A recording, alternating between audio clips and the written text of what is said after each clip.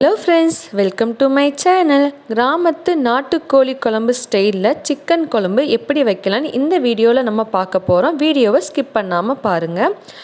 நம்ம வாங்க வீடியோக்குள்ளே போகலாம். ஃபஸ்ட்டு மிளகு, சீரகம், சோம்பு மூணையும் ட்ரையாக கடாயில் போட்டு வறுத்து எடுத்துக்கணும். நல்லா வறுத்த பிறகு இதை ஒரு மிக்ஸி ஜாரில் நம்ம மாற்றிக்கலாம். நெக்ஸ்ட்டு நம்ம சின்ன வெங்காயம், வெள்ளைப்பூடு ரெண்டையும் எண்ணெய் ஊற்றி நல்லா வதக்கி எடுத்துக்கணும்.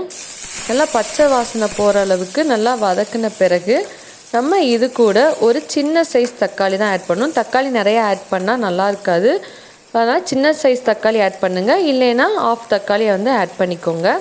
இதையும் நல்லா வதக்கி எடுத்துட்டு ஆற வச்சிடணும். நெக்ஸ்ட்டு நம்ம ஒரு அரை மூடி தேங்காய் சில் எடுத்துக்கணும். இது மூணையும் நம்ம மிக்ஸி ஜாரில் போட்டு நல்லா அரைச்சி வலுவலுன்னு இந்த மாதிரி பேஸ்ட்டு மாதிரி நம்ம அரைச்சி எடுத்துக்கணும். இதை ஒரு கடாயில் போட்டு நம்ம வீட்டு மசால் பொடி தேவையான அளவு, உப்பு தேவையான அளவு ஆட் பண்ணிக்கணும். அதுக்கப்புறம் நம்ம இஞ்சி நான் எப்பயும் தட்டி தான் போடுவேன். அதுதான் நல்லா டேஸ்ட்டாக இருக்கும், அரைக்க மாட்டோம்.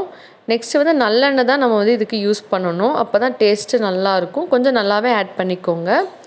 இப்போ நம்ம சிக்கனை கழுவ போகிறோம். மஞ்சள் பொடி யூஸ் பண்ணி தான் நம்ம சிக்கனை எப்பயும் வாஷ் பண்ணுவோம்.